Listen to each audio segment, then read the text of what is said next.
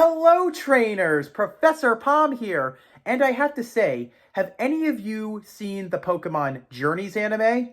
If you haven't, I highly recommend that you go watch it on Netflix or online. Definitely worth binging. But there's something that they're doing that really has put me in a great mood, and it's the fact that they're doing a battle royale. Not just any battle royale, they're doing a championship battle royale. So all the champions from the past regions have all come together to see who's top dog. Isn't that cool? It's an ultimate showdown. The ultimate destiny. Out of every regional champion we've had, who's your favorite, or you would put as the best champion you've ever fought? I wouldn't be surprised if a lot of you just said Cynthia right now. And why not? She's a great champion, she has one of the most impressive teams, and she gives you one of the most beautiful and hardest battles of all time. However, for me, I'd say my favorite champion is none other than Steven Stone. I have to say, this whole Pokemon Championship Battle Royale has really taken the whole Pokemon world by storm. It's kind of like as if a alien invasion happened in the world of Pokemon. Oh! I have a great idea what to talk on, since I said who my favorite Pokemon champion is, and I was also talking about an alien invasion. I think the perfect Pokemon to talk about would be the line of Beldum, Metang, and of course, Metagross. Since I said to everyone who my favorite champion is, as well as I talked about champions, I thought it would be a great idea to talk about a champion's signature Pokemon, as well as its entire line. I really do love these cybernetic Pokemon. However, in the world of Pokemon, these Pokemon are rumored to have come from space. That's right, these Pokemon are cybernetic aliens. They kind of remind me of one of my favorite games on the NES. Well, two of them, that is. Contra and Super C, otherwise known as Super Contra. What really makes me love this entire line is the fact that not only are they from space, as well as do they remind me of my favorite video game on the NES, but I really like the fact that for being pseudo-legendary Pokemon, they don't have a single dragon-type connection. All they are is just otherworldly Pokemon, and that makes them one of my all-time favorites. I also want to give a huge thanks to my fellow subscriber, KingSpeed51. You requested this video, and I hope it lives up to your standards. I really want to make a great Metang, Metagross, and Beldum video, because you said this was one of your favorite Pokemon of all time, and I have to say, fighting one of these Pokemon really gives you a run for your money. But before we begin and talk about these Pokemon,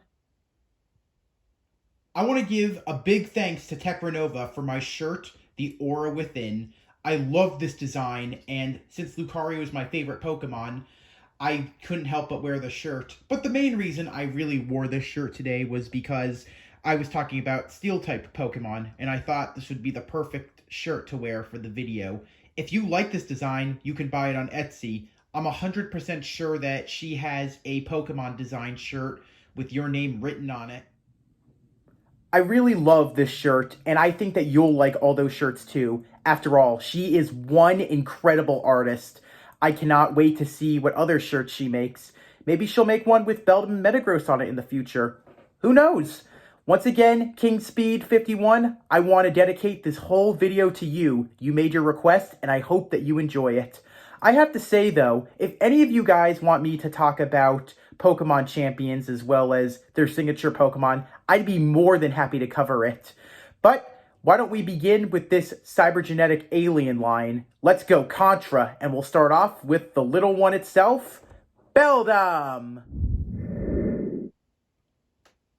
Beldum, the Iron Ball Pokemon, is like a small magnetic robot or a nanobot, and its name is actually based on a dumbbell because it looks a little bit like one, and it's heavy, but it gets stronger like the rest of us do the more it works.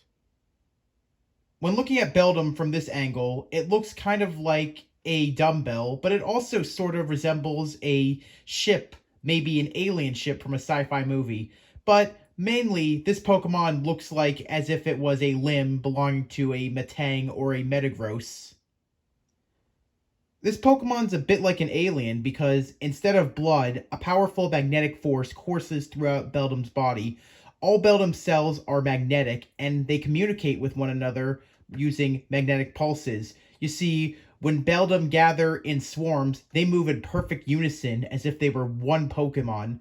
How they do this is that they use their psychic powers to talk with each other. It's kind of like a mind link. The magnetic force generated by Beldum gives it natural magnetism. So yes, this Pokemon creates its own magnetic field. However, it's not just for communication. You see, without this magnetic field, Beldum would not be able to float. But since it has this very special magnetic field, you can get some Pokemon to evolve around this Pokemon. That's right. You know, kind of like in the places like Mount Coronet, Chargestone Cave, New Malville, those places around a Beldum's body will help them evolve. Since Beldum can be seen a little bit as a robot, you might wonder to yourself, how does this Pokemon rest? After all, even machines need breaks, like our phones, even our computers, laptops, and tablets all need to take a nap. Well, the answer is quite simple. You see, when this Pokemon sleeps, Beldum anchors itself into the cliffside by using the hook-like claws on its back. While Beldum are very sweet Pokemon and are very cute as well as very tiny, be very careful around this Pokemon as it also has emotions, despite it being a robot. It's kind of like Magneto when this Pokemon gets annoyed, because with its own special magnetism, it can destroy machines, it can break things, and most of all, this Pokemon can change the magnetic field all around it and cause power outages. So, I guess you know what it's like to be around Magneto on a bad day. One thing that you should be very weary about with Beldum is the magnetic pulse that it emits from its rear claw. You see, Beldum can rapidly pull any opponent in, and unfortunately, with how sharp these claws are, it oftentimes results in a shish kebab. For those of you who didn't know, Beldum is actually incapable of learning any HMs or TMs. The only move it could learn from leveling up at level 1 is Takedown. However, when Generation 8 came out, Takedown was then replaced with only Tackle. I guess Nintendo, as well as Game Freak, got a little bit annoyed trying to catch this Pokemon, but always seeing it knock itself out with Takedown. So, Tackle's not too bad. Beldum made its anime debut in the Pokemon Advanced Battle series episode Less is Morrison, where it was owned by Ash's rival, Morrison. Since Morrison used this Pokemon so often, it sort of became his signature Pokemon. While Beldum may have been introduced in Gen 3, or the Hoenn region, finding one in the wild was actually impossible, as you could not find it in the tall grass, in caves, in the water, anywhere. The only possible way you could get one is after you become the champion, you would have to go to Steven Stone's house in Moss Deep City. He'd leave it for you so you could get it shiny back in the day, but it was definitely hard. Even finding one shiny in the wild is impossible, but I'll explain more about that later. Beldum are very cool Pokemon, but they also have a major connection to chemistry. As Walter White once said, chemistry is the study of change, and change is key. When two Beldums bond as an alloy, they become an entirely new being. That's right, it's fusion time! It's time this Pokemon becomes Metang. What an incredible final result we get with Metal Fusion. Metang, the Iron Claw Pokemon, is formed, as we said, when two Beldums use polymerization. The brains of these Beldums are joined by the magnetic nervous system and become one super brain. This Pokemon develops a magnetic brain link because of both of those Beldum becoming a single brain. Did you know that Metang also can generate strong psychokinetic power? That's exactly how this Pokemon floats. Also, the more you look at it, Metang kind of looks like as if it was a tank, but it also resembles a bit of a UFO as well as a supercomputer core. I guess you could see this Pokemon as a cybernetic alien, kind of like Brainiac 5. Looking at Metang putting its arms behind its back means this Pokemon is going to go very fast. You see, despite it being a Steel type and a very heavy Pokemon, it's surprisingly fast as it can reach 60 miles per hour. It could definitely give a good drag racer a good race, maybe if they were in the Jetsons time. But looking at this Pokemon with its arms back kind of makes me think of the Starship Enterprise. I don't know. What do you think? Just like its previous evolution in Beldum, Metang also has magnetism and could create its own magnetic field around itself. Its body is so tough, even a crash into a jet plane won't leave a scratch. So don't worry about the maintenance on this Pokemon, but maybe you should worry about the check you'll have to write for the damages if this Pokemon crashes into something. Did you know that Metang actually have a hobby? Just like DEA agent Hank Schrader, Metang have a hobby of collecting minerals. They really do like gems as well. So one Pokemon that they really get along well with would be a Nosepass. When it finds Pokemon as prey or in battle, Metang has a very hard iron grip. You see, this Pokemon never lets go of anything that is in its claws. So if you get your arm stuck in this thing, you better hope you have a Fire-type Pokemon or a Pokemon that knows a move that Metang is weak to, because trying to take your arm off will be like taking it out of its socket. Metang never let go. Metang made its anime debut in the Pokemon Advanced Battle episode Saved by the Beldum, where Morrison's Beldum evolved into a Metang. This Pokemon was also Sophocles' ride Pokemon when he became an Ultra Guardian, starting in the Pokemon Sun and Moon Ultra Adventures episode, A Mission of Ultra Urgency. One thing that's always impressed me the most about Metang is its connection from space onto the world. It's kind of like as if it's a supercomputer tank from another planet. But I really do like it because it gives me a feeling of Contra to it. If any of you ever played those games, they were a lot of fun. But something else I love about this Pokemon is the fact that it's a fusion Pokemon. However, I think it's time we go with Walter White's idea of change and watch two Metang combine together to form the real Space Invader itself. That's right. It's time for the one and only Metagross. And by goodness does this Pokemon look like a cybernetic spider. Metagross, the Iron Leg Pokemon, is a massive robotic-like Pokemon with a disc-shaped body. It kind of resembles a tank as well as a UFO and a supercomputer. But one thing that this Pokemon always reminds me of is the metallic spider from the NES game Super C or Super Contra. If any of you ever played that, take a good look at that robot and then take a good look at a shiny Metagross. You'll definitely see where I'm coming from. Just like its previous evolution, Metagross is a bit of an alloy. It is formed when two Metangs achieve metal fusion. So this Pokemon gains 4 brains in total, and it can make calculations as well as decisions faster than any supercomputer on the planet. This Pokemon is one of the most smartest creatures alive. Hey, Reed Richards, smartest man of the world. I think if you had this Pokemon by your side, you definitely could have found an easier way to get rid of the Scarlet Witch. Seeing that this Pokemon is a supercomputer, like a UFO, as well as from another planet, imagine how much knowledge this Pokemon has that's in the cosmos, as well as beyond. I guess this Pokemon also goes, like Buzz Lightyear, to infinity and beyond. I wonder what other knowledge this Pokemon has. If this Pokemon existed, imagine how many problems we could solve in just minutes. There would be so many problems solved quickly, and having this Pokemon in life would make things a breeze. However, getting one is always another story.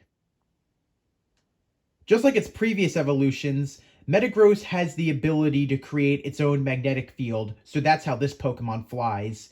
And just like its previous evolution in Metang, Metagross tucks in all of its legs, and it can fly, it can actually reach speeds of 120 miles per hour. Sometimes when you see this Pokemon fly by, it looks like a UFO. Looks like an alien invasion is happening. Take me to your leader, Earthlings. But also looking at it from this form kind of makes me think of that Spidle from Super C. I'm sorry, I just can't get over how similar it looks. I've said a lot of things about this Pokemon looking like a UFO and an alien, but I think you should know something kind of scary about this Pokemon. This Pokemon takes its prey like an alien would in any sci-fi movie. With that massive body, it crushes its prey, and after its prey still struggles, it goes in and chomps down on it. Yeah, so since this Pokemon is a steel type, you can just imagine how sharp and how heavy those metallic teeth this Pokemon has. I mean, wow. I don't think I ever want to be caught by one of these things. I can definitely think of what James from Team Rocket felt when he had to face that shiny Metagross. Metagross made its anime debut in the movie Destiny Deoxys, where it was under the ownership of Rebecca. It made its main series debut in the Advanced Battle series, Like a Meowth to a Flame, under the ownership of one of Ash's rivals, Tyson. The first appearance of a shiny Metagross was in the Diamond and Pearl Galactic Battles episode, Noodles Roaming Off. In that episode, Jesse, James, and Meowth split up, and James had to face a shiny Metagross. And trust me, as cool as that Pokemon is, you never want to be on its bad side. Metagross is the signature Pokemon of the Hoenn champion himself, Steven Stone. He's even gone on record to call it his favorite Steel-type Pokemon.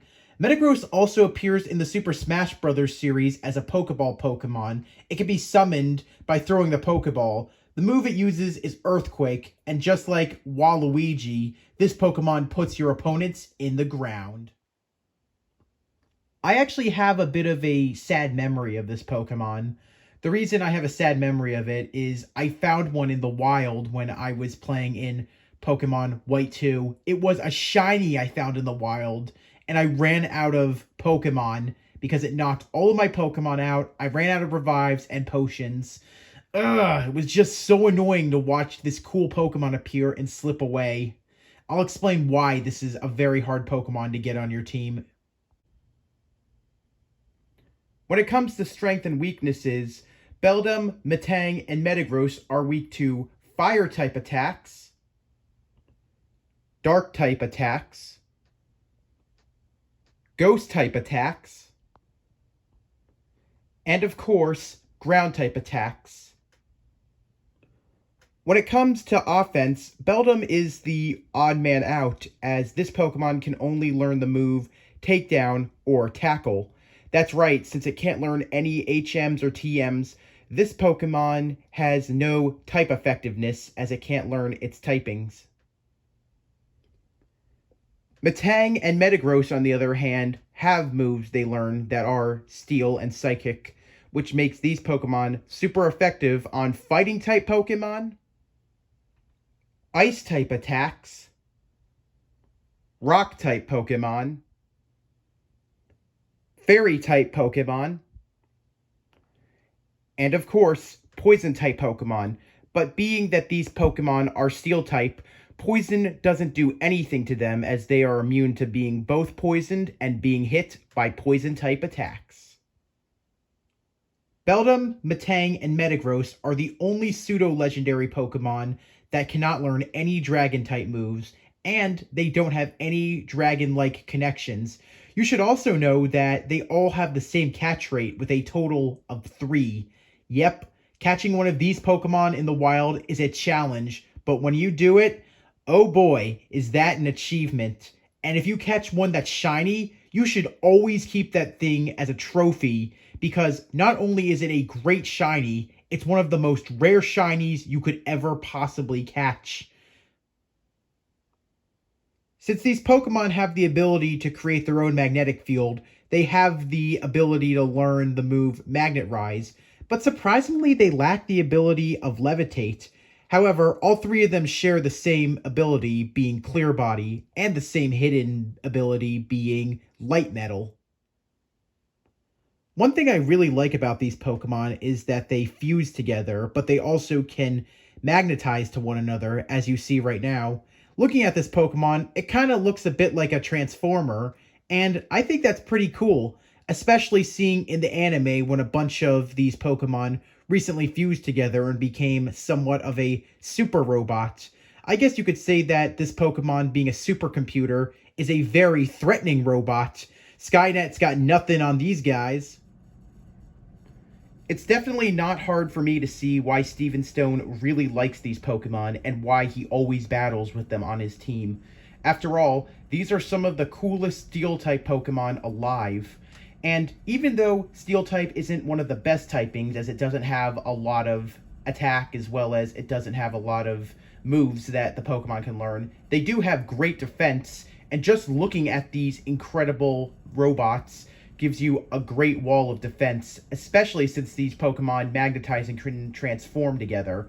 So it's definitely great to have every one of them. I guess maybe in the future, after that episode of the new anime and Journeys, seeing them magnetize and become one, it's possible that in the future we could have a move called Fuse. Speaking about the idea of fusion, as we've seen that in some of the new games, especially in Sword and Shield with the fossil fusions, I think I'd like to see what all three of the Regis together could achieve with fusion. I don't know if that'll ever be a thing that happens in the Pokemon games, but who would love to see all three Regis fuse together, especially during a triple battle? While I have to be honest that Steel-type is not my favorite typing, that it doesn't have a lot of moves, despite my favorite Pokemon also being a Steel-type, I have to say, these Pokemon definitely made me turn my head, because I think that they are one of the coolest looking Steel-types to this day. I don't think any other Steel typing, other than Lucario, ever comes as close to being as incredible as this. I love their designs, mainly because I really liked playing Contra a lot as a kid, and these Pokemon always make me think of the robots as well as the aliens from that series. I have to say, though, I can always see why Steven decided to go with these Pokemon. They're a great thing to have, and plus, catching one is always an achievement. So, if you catch this Pokemon, not only will you make a great Steel Spider friend, but you'll have a loyal robot at your service forever. Ah! Metal Spider! Metal Spider! Metal Spider! Where's my gun? Where's my... Oh. Sorry, Metagross. I'm so sorry. I thought you were that Metal Spider from Super C. My apologies. I do have to say, though, I sadly do not own a Mega Metagross plushie. However, I would get one in the future if any of you guys want me to cover Mega Evolution, because I really do like Mega Evolution, and I really wish it had carried on into the other games. I know it did carry on to Sun and Moon as well as Ultra Sun and Ultra Moon, but it really was a shame that it got discontinued in Sword and Shield. I don't know, if you guys demand me to make a Mega Evolution special, then I'll be proud to do it. Just remember, I won't be able to cover every single Mega Evolution, but I will talk about it as a whole. So please, let me know in the future if you want that. Did you play any of the games in the Contra series, or do you like run-and-gun games where you take down cybernetic aliens? Also, on a Pokemon question, who's your favorite champion? And if you had to go against them, what team would you use? I'm also curious to know, do you guys think that dragon or Pokemon that resemble dragons, Tyranitar, should be the pseudo legendary Pokemon? Or do you think that any Pokemon of any type should be allowed to be a pseudo legendary? I really would love to know your opinions. I really hope that you, my fellow subscriber, KingSpeed51, enjoyed your request. And if any of you liked the video, please leave a like. If you have an idea for a video, you want me to talk about a Pokemon line, or you want to answer any of the questions I just threw out there, feel free to comment. And as always, if you liked what you saw and you really want to see more, hit the subscribe button. If you have a friend who likes Pokemon and you think they'd like these videos, please feel free to share. I love to entertain everyone out there. Thanks for watching. Palm out.